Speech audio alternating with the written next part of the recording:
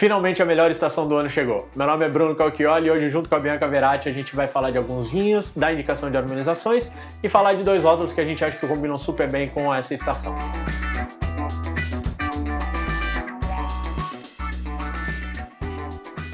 Bom, chegou o inverno. Na verdade, nosso inverno não é tão rigoroso a ponto da gente estar cheio de roupa como eu estou agora. A não ser que você esteja no sul do Brasil, em que lá sim o clima é mais frio, mas aqui no sudeste tem dias quentes e dias frios, e no norte e nordeste o que caracteriza o inverno é a chuva e não necessariamente o frio. Mas de qualquer forma é a estação que as pessoas mais associam com o vinho. Bom, eu sou suspeito para falar, eu adoro o inverno. Tudo bem que a gente está no comecinho do inverno ainda, então as temperaturas ainda vão abaixar mais. Isso ajuda a gente a tomar os vinhos, principalmente quando a gente fala em tomar vinhos em temperatura ambiente, que durante o restante do ano fica um pouco mais complicado, justamente porque a temperatura mais alta deixa os vinhos numa temperatura mais alta. Se, por exemplo, no calor a gente tem que tomar mais atenção, deixando na geladeira, colocando num baldinho de gelo e principalmente os outros tintos mais potentes que a gente precisa dar uma baixada na temperatura, o inverno ajuda a gente um pouquinho. Então você pode inclusive tomar outras garrafas, tomar vinhos mais potentes que provavelmente no calor não vão te ajudar, não vão trazer aquela refrescância que a gente precisa nas temperaturas mais altas. A gente pode tomar esses vinhos sem necessariamente se preocupar tanto com a temperatura. Dependendo de como tiver lá fora, se tiver uma temperatura mais baixa, a gente pode deixar o nosso vinho refrescando, se igualando com a temperatura externa, porque assim, a hora que a gente abrir, a gente vai estar tomando ele fresquinho na temperatura certa,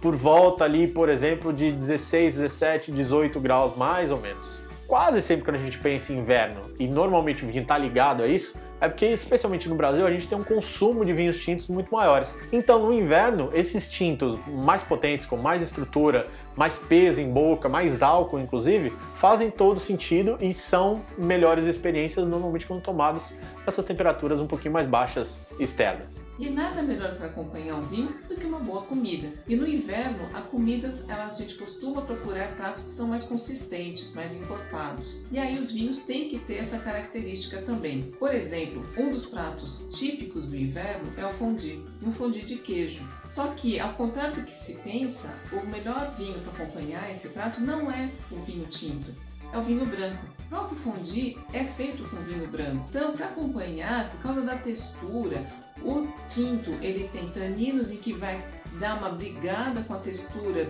cremosa do queijo, enquanto que os vinhos brancos, como o Chardonnay, por exemplo, que já tem essa textura mais macia e com passagem de madeira, você pode dar uma textura ainda mais corpo, em que ele vai ficar perfeito para acompanhar o fondue de queijo. Já claro, o fondue de carne, melhor é acompanhar com um vinho tinto, porque aí você tem os taninos para ajudar a quebrar a textura da carne. Agora, um fondue de chocolate, aí sempre tem que ir para um vinho doce. E aí um vinho do Porto, que também já tem mais álcool, em que, se você está num clima mais frio, ou mesmo nessas temperaturas de inverno, você pode acompanhar um vinho do Porto, que aquele álcool vai te dar também essa sensação mais de calor, de calento, e que vai se dar super bem com o chocolate que está no fondue e com as frutinhas que estão acompanhando. Outro prato típico são os cozidos, por exemplo. Pode ser um cozido de carne feito na panela. Esses pratos que ficam cozinhando por horas e horas na panela, adquirindo outros sabores, eles ficam muito ricos em sabor e em corpo.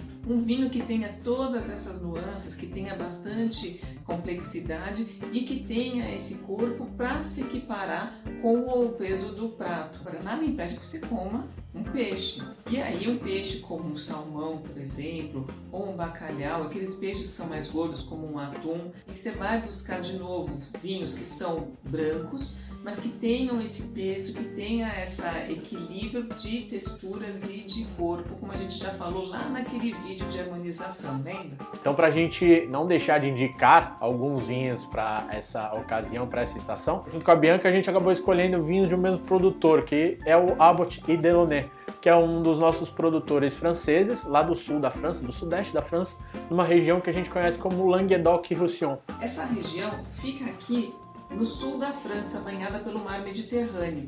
E por estar banhado pelo mar Mediterrâneo, então fica com um clima mais ameno, não tão rigoroso como o restante da Europa. Então até a gente pode pensar com uma semelhança com o nosso clima aqui do Brasil, em que tem esse inverno que não é tão rigoroso, claro que é mais frio do que aqui, mas de qualquer forma é menos rigoroso do que acontece no resto do país. O produtor desses vinhos é o Abbot Delaunay e o proprietário Laurent Delaunay, que nasceu na Borgonha, faz vinhos na Borgonha, mas que foi procurar vinhedos fora de lá, especificamente no Languedoc-Roussillon, para fazer vinhos com refinamento da Borgonha, mas com as características do terroir do sul da França. Então o Corbière do Abbot Delaunay, ele vem daquela região que eu mostrei para vocês, e é feito com Syrah e Grenache. Só 40% do vinho passa por madeira, que é para ganhar textura e um pouquinho de sabor de especiarias e de tostado, mas a fruta está bem presente, os taninos são macios, mas é um vinho que tem personalidade. Então é um vinho que você vai poder acompanhar, principalmente pratos que tenham aquelas características que a gente falou no começo, uma carne de panela ou algo cozido, que vai dar essa riqueza e vão combinar super bem. Vale a pena vocês comprarem esse vinho, assim como o Côte de Roussillon, que o Bruno vai falar para vocês, e comparar até a diferença de um terroir do outro. Vocês vão perceber que o Languedoc tem uma riqueza, o Roussillon também, e que vale a pena a gente conhecer essas denominações que tem lá. O Roussillon já está bem perto na fronteira com a Espanha, bem perto da Catalunha, tanto que tem uma influência catalã até hoje muito grande ali na região. Então, diferente ali do Languedoc, que é um pouquinho mais plano, o Roussillon acaba tendo umas elevações mais altas, então acaba tendo uma cadeia de montanhas e principalmente tem ventos mais fortes, inclusive, que ajudam a dar uma amenizada na temperatura e ajudar a fazer vinhos com um frescor mais intenso. Então o vinho para indicar para vocês hoje é o Abbot Delaunay Côte du Roussillon, que é obviamente feito ali no Roussillon, também com essas uvas que a gente comentou, é um corte de Grenache, Syrah e um pouquinho de Carignan. Por ele já passar levemente por madeira, então por volta ali de até 8 meses, no nariz especialmente, né, a gente consegue perceber, tem obviamente aquele toque frutado, mas já tem notas de defumação, justamente por causa desse tempo em carvalho. E principalmente por causa da Grenache, ele consegue ter uma capacidade de taninos bem intensa, são taninos bem firmes ainda. E como a gente comentou também, por causa da região sofrer ali a influência daqueles ventos mais fortes da montanha, ele consegue ter uma acidez bem presente, bem viva.